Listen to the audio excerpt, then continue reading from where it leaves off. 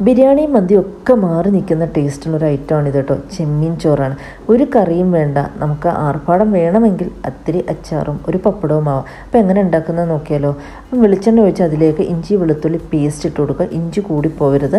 അതിലേക്ക് വേണമെങ്കിൽ crushed chilli ഇട്ട് കൊടുക്കുക. ഞാൻ ഇടാൻ മറന്നു പോയതാണ് കേട്ടോ.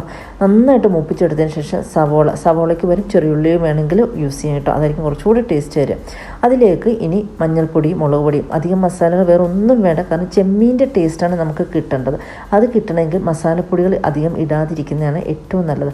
ഒരു 3 തക്കാളി എടുക്കാം. തക്കാളി പുളി അനുസരിച്ച് അതിൻ്റെ എണ്ണം നിങ്ങൾ നോക്കി എടുക്കുക കേട്ടോ. എന്നിട്ട് ചെമ്മീനിട്ട് നന്നായിട്ട് വഴറ്റിയെടുത്തതിന് ശേഷം നമുക്ക് ഏത് റൈസും ചേർത്ത് കൊടുക്കാം. നമ്മുടെ സാധാരണ ചോറിൻ്റെ റൈസായിരിക്കും ഏറ്റവും ടേസ്റ്റ് തരിക. എന്നിട്ട് നന്നായിട്ട് ഇളക്കി കൊടുത്ത് അതിനെ ഒരു 10 മിനിറ്റ് അടച്ച് വെക്കണം. എന്നാലേ ആ ചോറിലും ആ മസാല പിടിച്ച് നല്ലൊരു ടേസ്റ്റ് കിട്ടുള്ളൂ. കുറച്ചധികം തന്നെ കറിവേപ്പില ഇട്ട് നമുക്ക് അതിനെ ഒന്ന് ഗാർണിഷ് ചെയ്ത് ഒരു 5 മിനിറ്റ് കൂടെ അടച്ച് വെച്ചിട്ട് നമ്മൾ വെച്ച് കഴിഞ്ഞാൽ നമ്മുടെ ചോറ്